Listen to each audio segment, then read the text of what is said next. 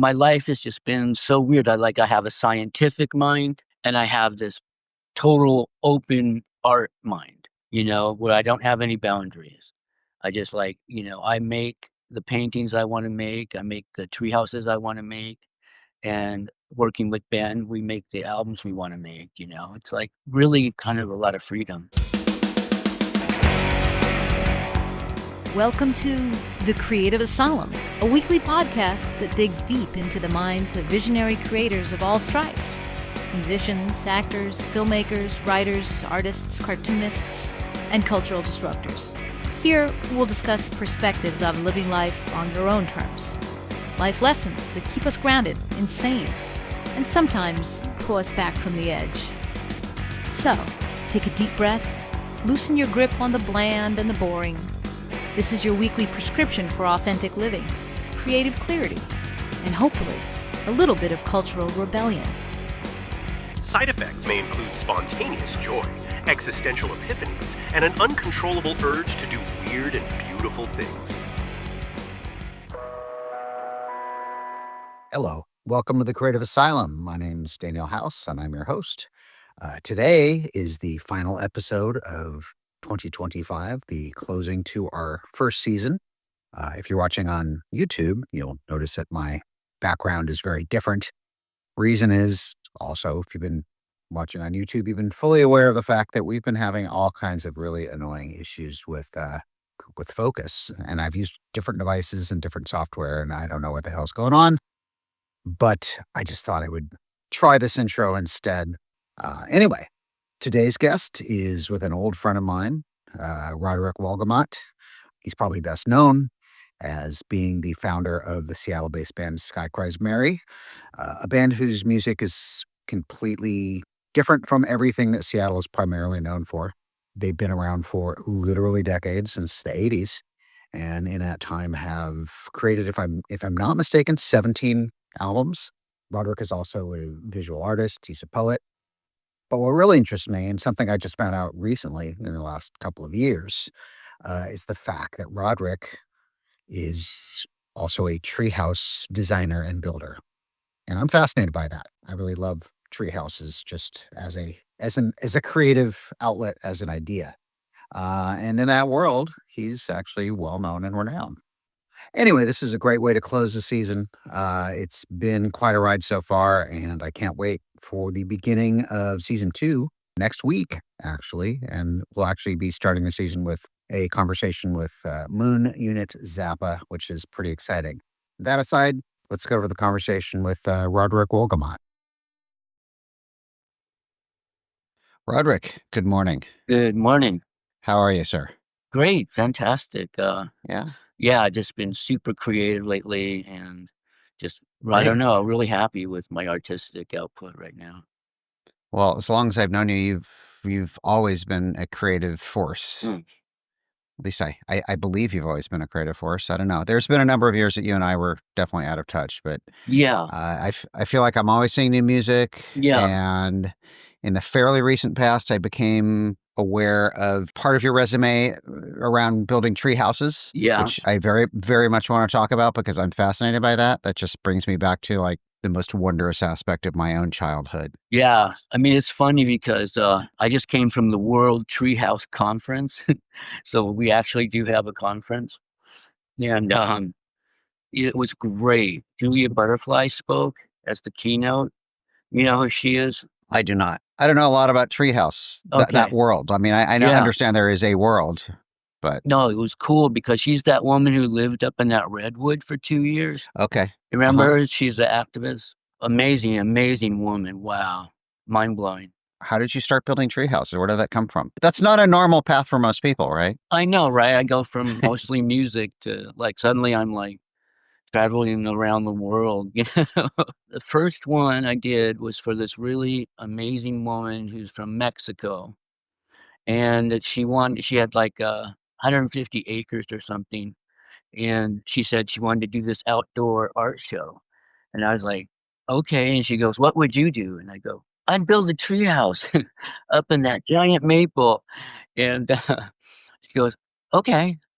She gives me this like check for like 15 grand and goes, okay, get started. But this is just the start. And I'm like, what? So that's literally how it started? You'd never built a treehouse before? Yeah, no way. I mean, back in the day in like tree forts, with your Hmm. brothers or whatever up in the woods. But no, I never ever thought I'd be going into that and just like, all the TV show and all that. So funny. I mean, when somebody says, okay, sounds good, build a treehouse, like, Yeah. what do you do? Like, how do you get started? Because Well, that's not a normal path that people take. no, yeah, There's no school. There's no tree, right? There's no treehouse school. not yet. Not yet. Good point. Well, I started drawing what I wanted to see, in like watercolors. And then I'd hand that over to like one of my great friends, Wolfgang, and he's like a master carpenter. So he figured out how to do my drawing. And that was the cool thing. And so we were just kind of hands on, but he really pulled it together for me. How big was the treehouse? Like, what was the? It wasn't that big. It was like it's suspended by cables Okay. for one. So instead of building into the tree, I just ran a big cable down, pitched it out, and then landed this like four-sided pyramid and then another one going down. It was like really cool. So that one was like no one had seen anything like that, you know, in the treehouse world. Is it still there? It's still there, but I guess the tree's in decline now because it's been a long time. It was an old tree when I built in it. Yeah, but they're gonna recreate it. I'll go back out and well, I'm here in Seattle right now. So the tree houses are just magical. I mean, for me, it's like such a great outlet. What year was that you built That that was first treehouse? 97. Okay, so God, almost 30 years ago, 28 years. Yeah, yeah. And then what was next after? Like how? Like that's the beginning. I assume from that point things started to snowball in Yeah. some. Yeah, and then built one for my brother, and then I had this awesome opportunity to go stay at Sting's place in Tuscany and do yoga for like a week solid. And so while I was there, I showed him the photos of the first two tree houses, and Trudy was like, "Oh, we have to have one. We have to." Anyways, I go back to New York, and then we were back in a yoga class. She's sitting next to me. She's like, "Well, when are you building that tree house for me?" I'm like, "Oh, I'm sorry. I didn't want to bother you guys." And she's like, "That's ridiculous. Bring me some drawings." And so I stayed up all night just drafting, drafting, drafting, drafting. I brought him over to their house and she looked at him. She goes, "Okay, let's do this. Give me a rough budget." And so I went and lived with the family. So Dame Trudy and all the kids were there and for like 3 months. So it was really fun. So during those 3 months, you designed and built the whole thing, or Yeah. okay? Do you start with a tree? Like, Do you need the tree first before you get the vision of what the structure is going to look like? Yeah, you got to find the right combination of trees. Mm-hmm. Like it's optimal if you can get either like a triad, like a 3-point tree, Mm-hmm. and then you run your beams there and you run your beams this way. Then once you got your beams up, you can just start laying joists, and then decking, and then you're on a platform. So you're kind of like out of your harnesses and all that because you don't want to fall.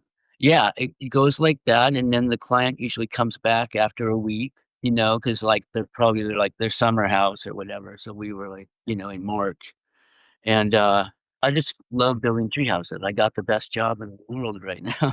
Yeah. And when was like how many tree houses have you built since you started in '97? Probably around 40. Wow. Okay. So I think it's around there. And I also have my big pods that I build that you can climb inside, but that's not really a tree house, but it's like meditation house. And have any of the houses you built been houses that people actually live in, or are they mostly just sort of retreats to get away on a property? Kind of both. Some people will live in one tree house and they own the property, Right. and then they rent out as an Airbnb the Right. other tree house. Okay. So Yeah. it's really, and that happens a lot. Because like in Hawaii, on the Big Island, that was very popular. We got a lot of jobs out of that. And do some of these structures also, like, are they wired with electricity, or does it just vary? Well, it really varies, but I prefer like, just candles and, whatever, for lighting, We've put a fireplace in one of them. Wow, really? Yeah, we've done some really weird stuff. We put a jacuzzi in one. That was hard engineering because that's a lot of weight. That's a lot of weight. Yeah. I remember hearing a story about some friend who had a a waterbed in their house, and the weight of the waterbed is so much that it actually completely messed the floor up and ended up collapsing to the floor below. So, I mean, yeah, water's heavy. Oh And what a yeah. and what about plumbing? Do some of these houses get plumbing as well? Like, I just think about this idea of living in a tree house as opposed to just having it be this little, like, as a kid, you have, like, a tree fort up in a tree, and when I was a kid, at about 10 or 11, I lived on this property on Whidbey Island with no electricity and no water, and, I wasn't in public school at this point in my life, and I spent a lot of time building a lot of not really tree houses, but platforms because they were mostly Yeah. fir trees. Yeah. So I No. would just kind of build rungs up, and then every time I found like 2 branches, I would build a little platform, and so Yeah. sometimes I would have these fir trees with like 6 different platforms, but in my mind, I was always envisioning what an actual tree house could be. Yeah. I don't know. Each job is for me. I don't have a pattern. I don't go, oh, let's do drawing number 7. Right, sure, of Let's course. mix it up. People do that, but I've never done that. Every house is completely original. Do you ever have to deal with, like, coding or any or like, local municipalities to get approval? Yeah. For me, very rarely, Okay. but for like Pete Nelson from Treehouse Masters, he's like he has to do it all the time because he's building it for a hotel, tree hotel. Oh, wow. So permits are like crucial, but he has great draftsmen. I just don't know how do you even permit for a treehouse? Like, in most cities, there's no such thing. I know, right? Yeah. So then in some ways it's not a law, so you Mhm. just do it. Right. But I've never actually had to get a permit my entire career. Okay. The only things that I do is sign a contract with the client and go from there. Are you in the midst of a project now? No, the last one I did was just a bit back with Ian Weedman, and it was like building up out of 2 levels of our treehouse before, but then they wanted to go to a 3rd floor, and so we were getting lumber up around 55 feet. That was interesting. And do you do that using people or pulleys or both? Pulleys, like these Okay. great pulleys that are like an 8-to-1 or something like that. Right. So, So, like, one person could do this and just yeah, one person could do it. Yeah. so do you have a favorite treehouse that you've done, or they're all favorites? And that's like asking, I guess, if a parent has a favorite child. Exactly. Architecturally, the Lantern House Uh-huh. in Topanga, California Uh-huh. is like way up there for me. Great experience, beautiful client, it's like amazing people. But I think most rewarding when I went to the Tangier and started working with these orphans. They were building little tree houses, but they kept falling out of them and getting hurt. And, they didn't know what they were doing at all. And so I went with my friend Bubba and Daryl, and we just formed a team, and I taught them how to build a proper tree house. Wow. So we were there for like 3 weeks to a month. It was really fun. And hopefully nobody got hurt after And no, that. but the cool thing is about it was 16 students, Uh-huh. all boys. I don't know why. Oh, it was a boy orphanage that they came from.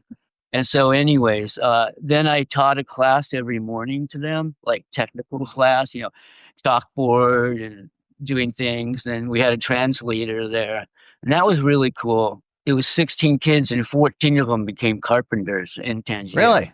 Yeah, That's cool. that's really cool. Yeah, Yeah, these tree houses are amazing. thank you. I imagine there's probably a lot of people that will watch this conversation and kind of go, I wanted to build a tree house when I was a kid. And I guess to Yeah, them, I would say, well, why don't you do it now as an adult? Right? exactly. Yeah, And then you get to be a kid in some way. it returns you into like another time. It really does. And I know that sounds kind of lofty, but it's also becomes like a portal back into nature where, so many kids are in their rooms just like freaking out on a war game or something. And Yeah. finally you get them out of the house and then you get them to the treehouse. They're different, immediately different. And then they take over. And then the parents always take over and make a cocktail hour or something. Do you build houses for kids and then the parents take over the treehouse from their kids and they're like, oh, this, Absolutely. yeah, Yeah, and which is yeah, wrong. They should have their own treehouse and the kids should have their. I know, right? When I was 10, I think I lived in a place called Trinidad, California. I don't know. Oh, yeah. Yeah. Mm. So we had kind of a semi-communal hippie house. In the back, we had a dome. Oh, yeah. And all the kids lived in the dome. Nice. And then the adults all lived in the house. So that was actually really cool for us. But then there was this couple and the woman got pregnant and they took over the dome and we all got kicked out. Oh, well. And we were 10 years old and we staged this little protest in our semi-communal hippie house for kids lib. Because we were like, this isn't fair. You took the dome away from us. And they're like, all right, you want to be liberated? You can help us, cook meals and clean the house and plant the garden. And it's like, okay, forget it. Never mind. But anyway, so you're in Seattle right now as we speak. And I know you go back and forth a lot between Seattle and New York. Yeah, Sky Cries is still very active. But with the totally new lineup, for the first album of the last 5 albums that Jack and Dino produced, I had Kurt Danielson from Tad, Ron from Love Battery, Kevin from Love Battery, who now is in the band again. So we've gone through lots of guitarists, but every album, we've done 5 albums in the last 7 years. Really? I didn't realize it was that. I know you've been active. I didn't realize it was that busy. Yeah, no, we're just cranking them out. Yeah. So Kevin Whitworth has been in the band for a good while now, right? Yeah. Oh man, is he fun to work with. Yeah. Just amazing. I just love his style. He's a great guitar player and he's just a totally chill human being too. Yeah, he's so sweet. He's just a nice guy. Ben has been with you for what, the longest? From I guess how many years? Well, since 90. Okay, it's a few years. Yeah. 35 years. 35 years and 17 albums later. I mean, the first Sky Cries Mary came out in 89, I think. Is that right? Yeah. Okay. Yeah, 89. So Ben joined after that version. That first one was more like an industrial kind of sounding.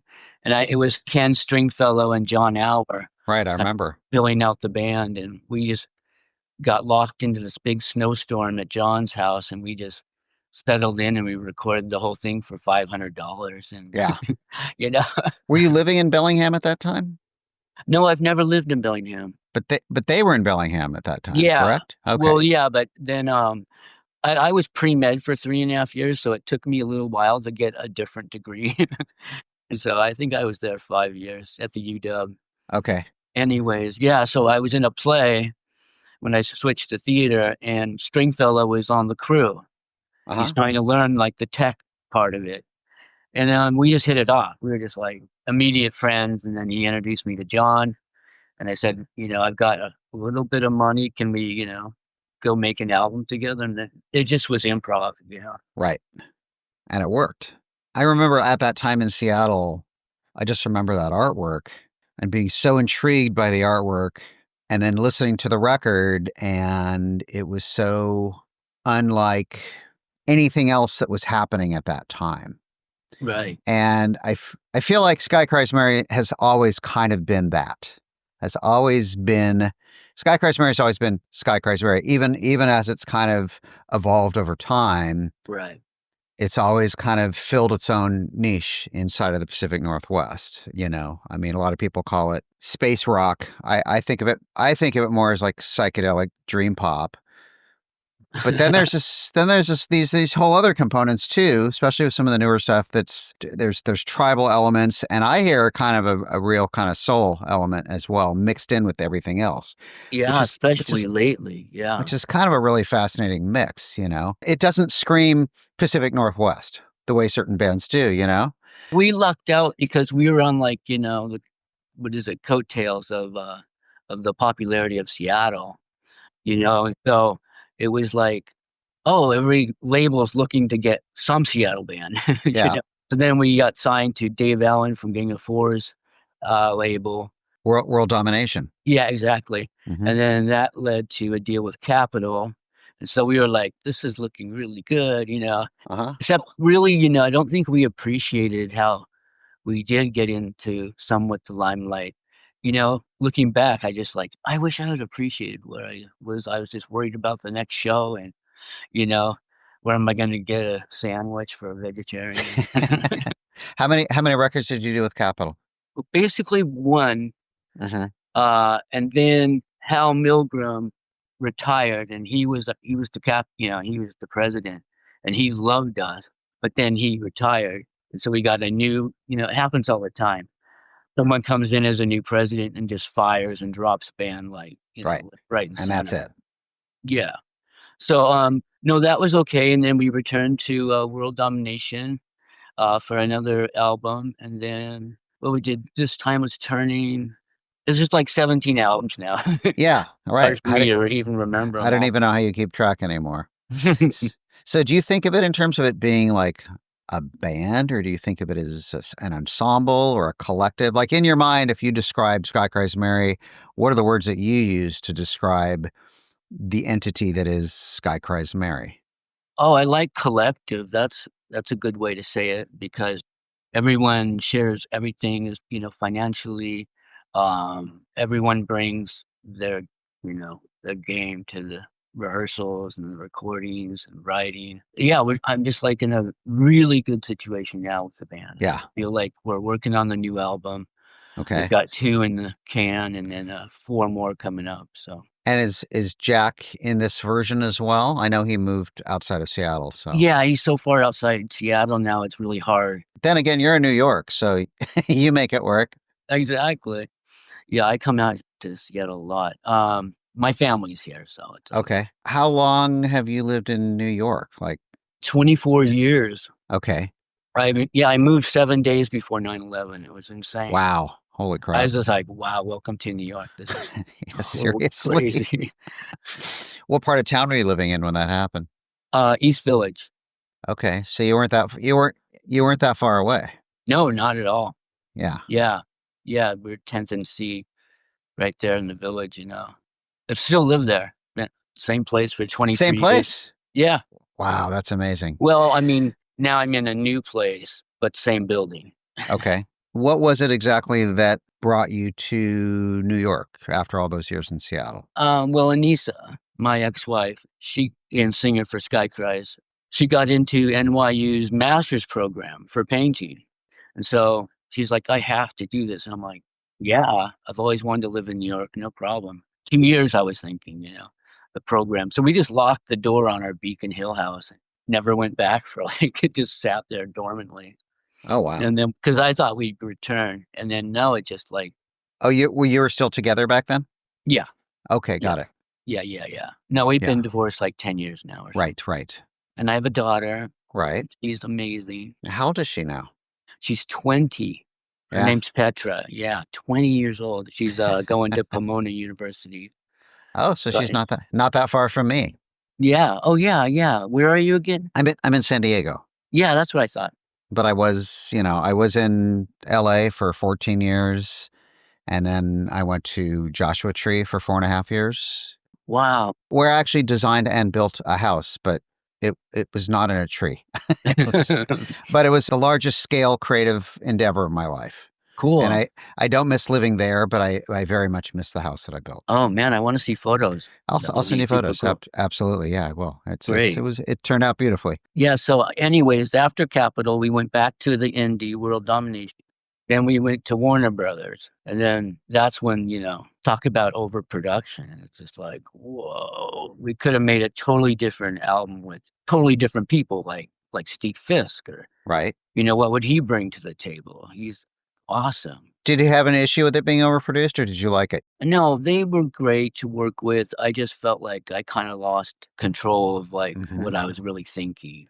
Right. And same with Ben Ireland, it's like now we're producing all of our albums, which is great. I always trust Ben, his opinion. If I'm not right, then he always corrects me, and it's cool. Well, I mean, you two at this point kind of are the band, or Yeah. the core of the band. And doesn't Ben isn't Ben involved in a lot of the writing of a lot of the music? Oh yeah, yeah. And it's awesome because we also have Deborah Reese in the band. So the lineup is just Kevin Whitworth, Deborah Reese, Ben Ireland, and me. That's the core right now. And then we'll bring Right. in different musicians for different parts. So when you moved to New York in 2001, you weren't on a major at that point in 2001, correct? Oh no. Yeah. Okay. But you moved to New York, but you do continue the entity known as, or the collective known as Sky Cries Mary. Yeah, that's a good way to say it. But what I find interesting is rather than just get new people in New York, where there's thousands of available musicians and incredible, hotbed of talent there, that you very much stuck to working with people in the Pacific Northwest. You had a life in New York, but you kept your musical life, or at least that part of it, Sky Cries Mary, in Seattle, and for 24 years now have been going back and forth with Seattle musicians. So what is that drive about, or what is that? Is that a conscious process, or is it just what you did? Yeah, it's just I don't know. It's all we've never forced anything. We always have been really patient band, I think, and we just get along so well for so many years there. And then now getting these new collective players, to be involved is like really great because they bring a different sound to every album. How Ron plays is completely different than really how Kevin plays. And but it was great to have that sound together, two electrics and solid, Kurt Danielson bass. That Right. guy's amazing. And then of course Ben on drums and Deborah and me. Yeah, that we did 5 out of 7. That's pretty, and we're working on the new one. And I'm really happy about it. We've got like 3 in the can, and we'll get about 6 days next week to record. So it never occurred to you to have a version of Sky Cries Mary with musicians in New York with you living there. Yeah, no, I have like this really fun little group that we play acoustic, Uh-huh. 4-string bass and a 12-string guitar and a 6-string and 2 vocals. And they just meet at my apartment. And oh, Stuart Gray. Yeah, yeah. He's in my acoustic band. So what is he playing guitar? No, bass. Okay, okay. It's great. He's a great bass player. He's such a hilarious person. I Well, just yeah, he love that is. guy. I mean, his dad was a bass player, so Oh yeah, right. Yeah. yeah, dad's Absolutely. jazz bass player. So you basically had your original thing in Seattle, and in New York, you just sort of did different things musically. Yeah, and that band is called I Quit. But I basically have 4 bands going on at the same time. Like Jeremy, who's been helping me out with this cast. Uh-huh. He and I have a project called No Futuro, and it's like down tempo poetry, nod to hip hop, just really cool. It's all spoken word. Then of course there's Sky Cries. And then I've got Smoke Shack Orchestra, who just played on Saturday, and that's it. We played a festival kind of conference out at the World Treehouse Conference. So that was really fun. So what fuels you? What fuels me? I mean, just creatively. I mean, you're talking about being in 4 bands. I also, we haven't talked about it, but I know you do visual art, you build tree houses. I somehow don't ever expect you're going to, get a job in an accounting firm. I should hope not. No, I've always been like this. Like instead of writing papers in like 2nd grade, I would put on a play.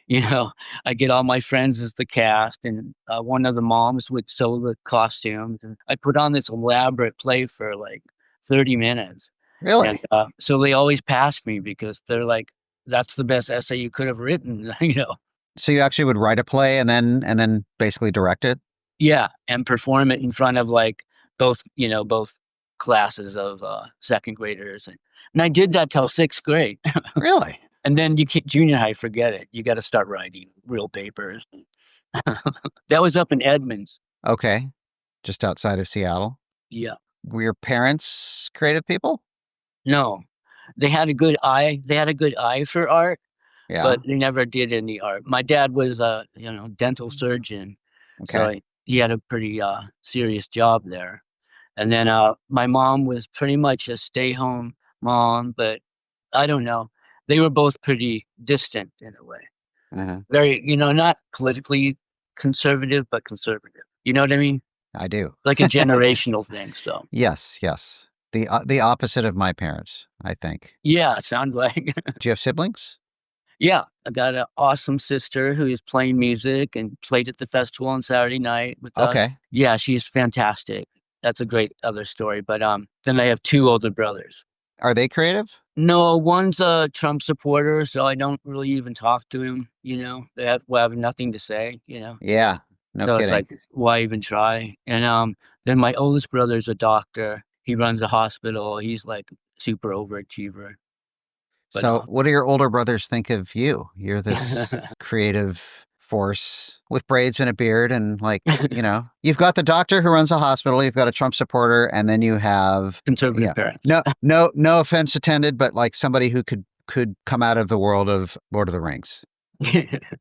I mean that as very much as a compliment. But I'm just, it's always curious to me when you have a very kind of structured, traditional, we'll rather than say conservative, we'll just say traditional, right? Traditional, that's better. And then you and your sister come out of that environment. Yeah. And it's always curious to me, sort of, did you just come out and these are who you were? Or were there certain things in your life that said, my household doesn't look so interesting. I'm interested in all this other possible stuff over there. Right. I mean, most kids aren't doing plays at age 7, right? No. And I wasn't even at a hippie school. Right. Once I moved to junior high, it was like a little, I had to take the bus and all that. And I don't know, junior high was rough. So I really switched to a different brain. I kind of cut off theater. In college, I was pre-med, like I said. It's like, it was crazy. I was going to be a doctor, just like that. You started going down that path. Yeah, I did 3 years that way. That was intense, 3 years. And I don't know. I feel like I wasn't going to score high enough to get a really good university for my PhD, My life has just been so weird. I have a scientific mind and I have this total open art mind, where I don't have any boundaries. I just I make the paintings I want to make. I make the treehouses I want to make. And working with Ben, we make the albums we want to make, It's like really kind of a lot of freedom. I'm very lucky. If you're enjoying this conversation, please make sure you hit that follow button so you never miss an episode. If you're watching on YouTube, please like this video, leave a comment, and if you haven't already, please subscribe. It's the quickest way to grow our channel, and it's absolutely free. You can also subscribe to our other channels on social media. Check out our Instagram at Creative Asylum CA, that's the letter CA, or on TikTok at The Creative Asylum, that's all one word.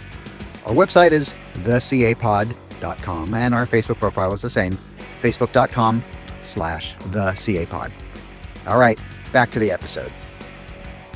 So what came out of you creatively first? Music or visual art, or was it all kind of at once? Well, with the plays I was writing, 7 or something, first it would start with, what's the theme? Like, oh, Paul Revere rides again or something like that. And we are on hippity hops going around, on their way to whatever, the story.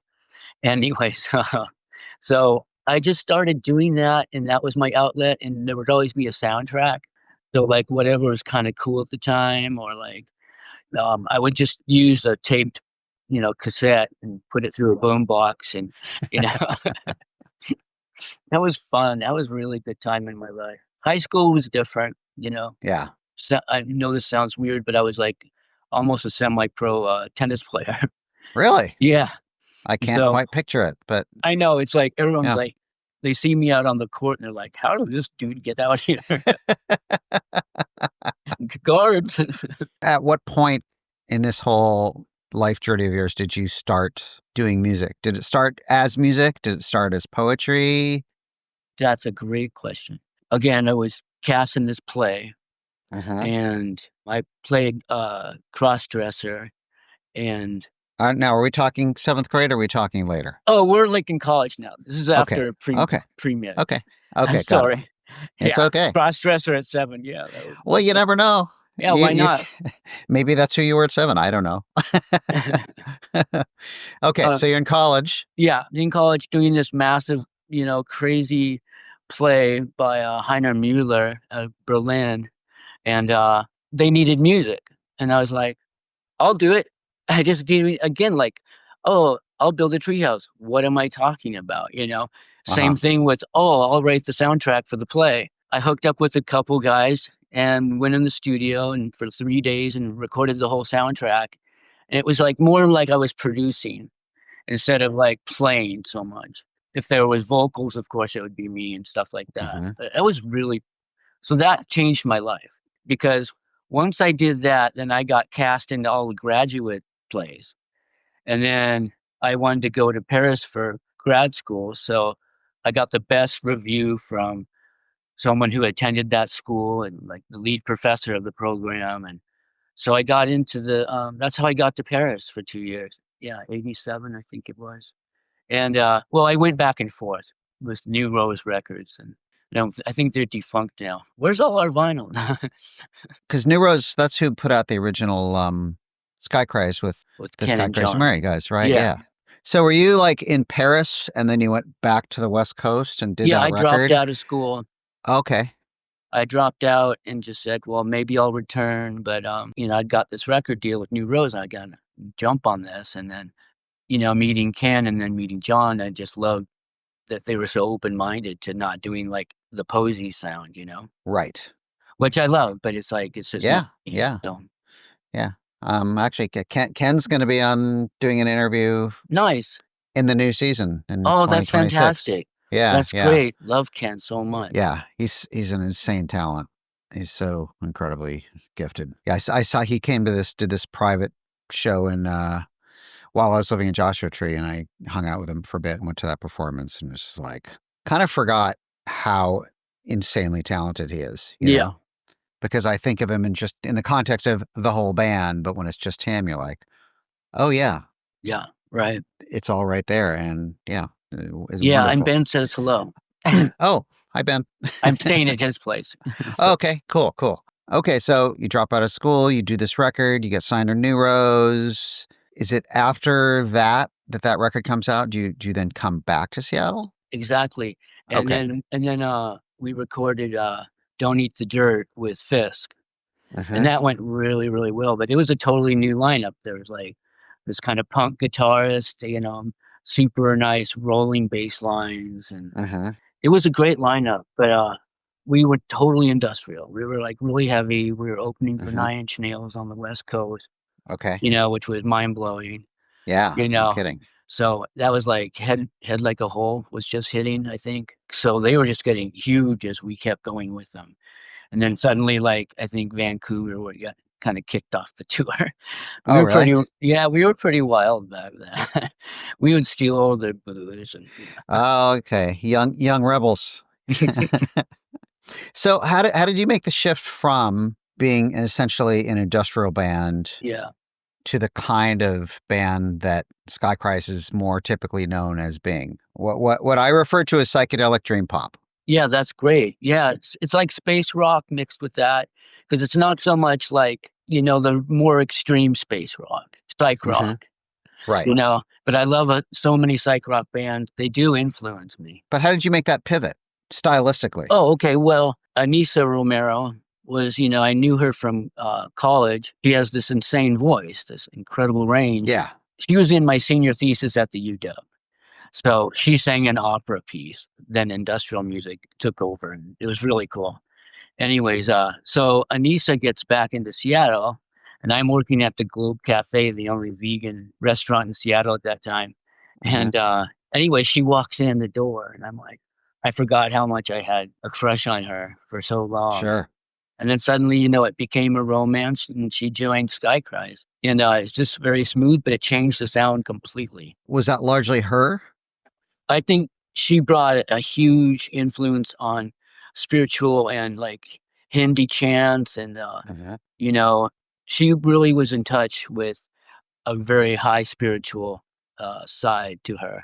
Yeah, she had a huge effect. And just having another great vocalist with you, it's like you can do so many things with that, I mean, because I felt like at that point you went from being this industrial thing and suddenly became a group that seemed more influenced by things like Dead Can Dance. Oh, completely. Yeah, one of my favorite. Yeah, huge favorite. Yeah. But it's just such a leap. I mean, and maybe that's indicative of just how you approach life, your creative life. Yeah. You're moving forward and doors open and you decide to just walk through a door and see what's there, and and things change. Yeah. No, it's I don't get the sense that anything is particularly premeditated in your life. You No, just that's kind of true. Like, continue to just move forward in a creative fashion and let things to some degree take hold. yeah. No, it's like I'm painting like crazy. Mm-hmm. But right now I have to be in Sky Cries Mary head. But I've been painting. I painted like 10 paintings in 4 days. I just went in my apartment. It's tiny. It's really small. It's a studio. So I'm painting in the kitchen, and the pieces are like 6x4.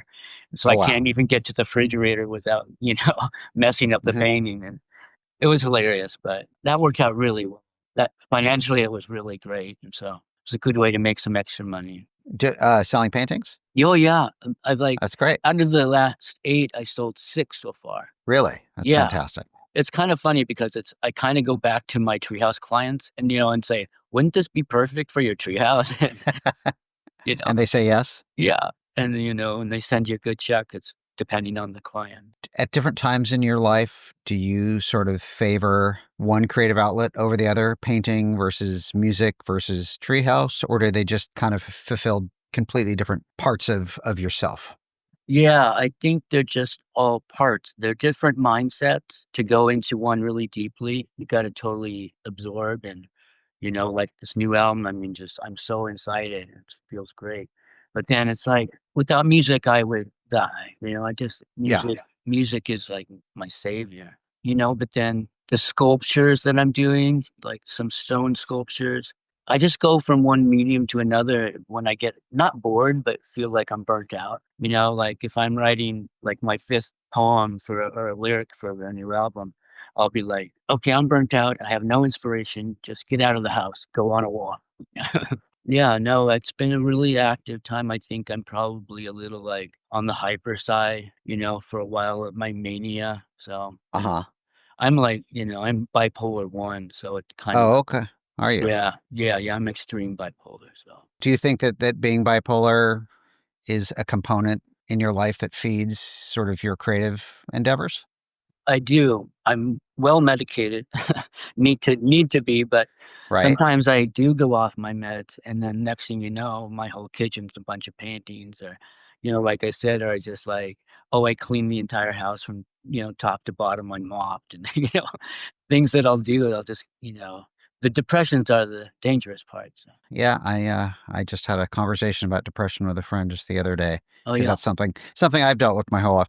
I'm sure it's been talked about exhaustively, but I'm always interested in the fact that it seems so common that people that are immensely, hugely creative people also often suffer from different kinds of mental health Mhm. issues, be it bipolar, be it, depression, anxiety, like whatever.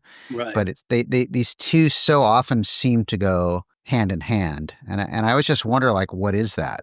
Is the mania or the bipolar, the depression feeding the creativity, or is it the other? Or does the creativity help the individual Right. cope with these things spinning around in their brain? Right. Sometimes depression makes it really hard to be creative because you're just like, Depressions are the worst.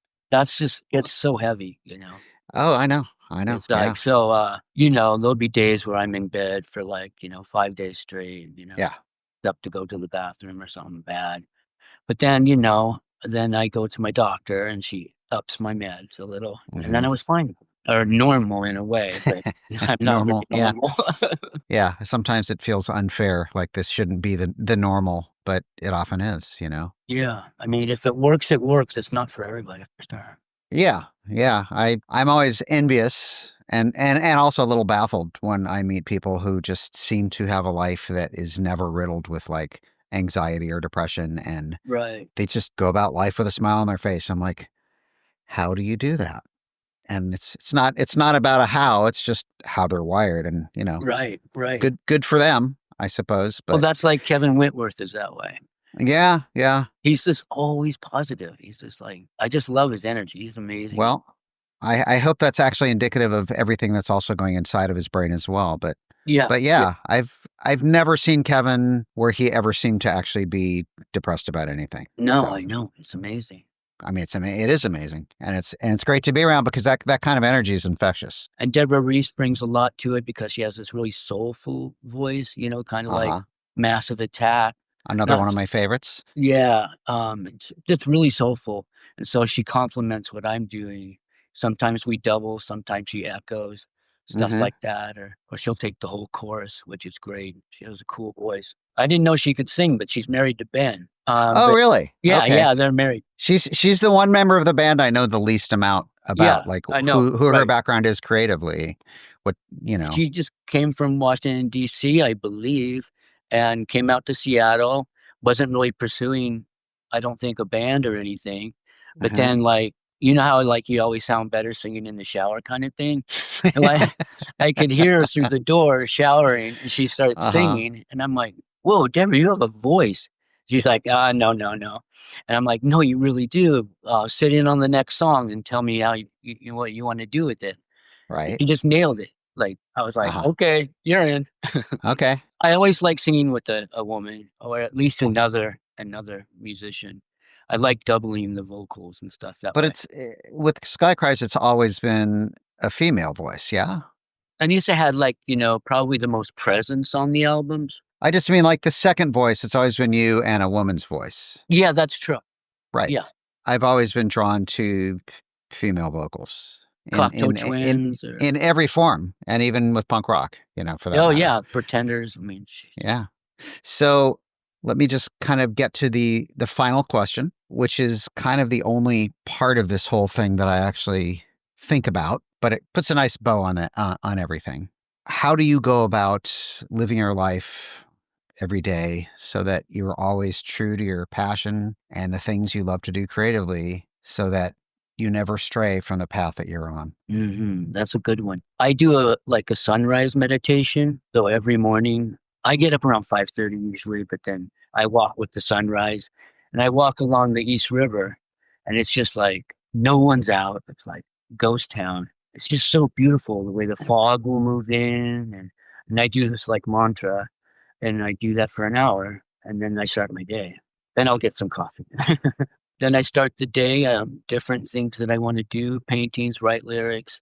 I've been writing a ton of poetry, so I wanted to be ready for this album, because Ben will come up with a song a day until I'm like, okay, let's concentrate on these 4 instead of these 30. He literally writes every day. It's amazing. The guy is so talented. He's a genius. He really is. Well, sounds like you and Ben are similarly wired in terms Definitely. of doing something creative every single day. Every single day. Yeah. He's been going to Lisbon a lot, and he's loving that. Yeah, I went there a couple of years ago. I Hmm. was I was thinking about moving to Portugal. Yeah, they might do it. So, in terms of your own creativity, do you see any new creative efforts in your future, or are you just going to continue doing the things that you do on a daily basis?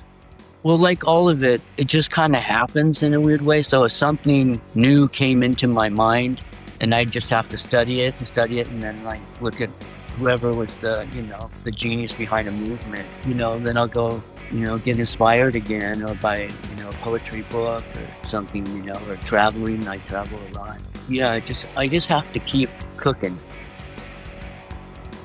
Thanks so much for listening to this episode of The Creative Asylum. A quick favor before you go. If you liked this conversation, please be sure to follow and subscribe wherever you get your podcasts.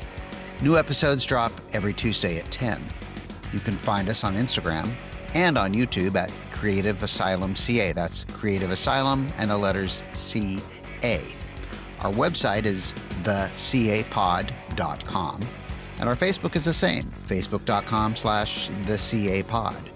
Until next week, when we'll have a new conversation with another creative disruptor, stay creative in life and at work.